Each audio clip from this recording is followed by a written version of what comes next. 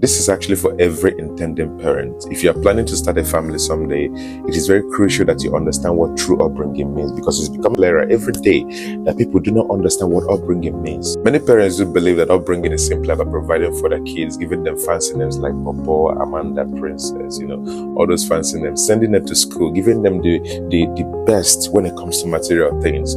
But it's much more than that. Just so you know, true upbringing begins long before childbirth. It starts with you. It starts with the things you decide to stop and the things you want to further with. When you decide to form a family, you've decided to stand up to shape an entire generation. Who you are today has a direct impact on the kind of parent you'll be tomorrow. For example, if lying is second nature to you and you don't address it before having kids, chances are that they will pick up on it and likely take it further. Understand that 70% of parenting isn't about what you say, but what you do. Kids absorb your actions, attitude, habits, even when you think that they are not watching. A child raised in a home where violence and disrespect is normalized may grow up thinking that those behaviors are acceptable. And when they grow up to relate with you in that very manner, you think that they are actually wicked. It is something that they have actually internalized as normal. I realize that the word upbringing has been misunderstood and misinterpreted for a long time.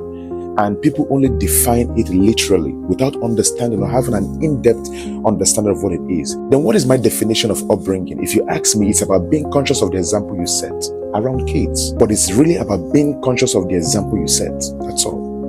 All the whole long drama and all the rest of the things are just to refine and make it sound, pronounceable and good in our ear canals. Scolding and punishing kids don't entirely define upbringing. They're just merely guarding those kids. There's a difference between guiding and guarding them. Guiding them means the real upbringing, while guarding them has to do with scolding and punishing them. True parenting is about guiding mostly, showing your children the values and behaviors they will carry into their adulthood. Guide these kids before you start thinking of guarding them.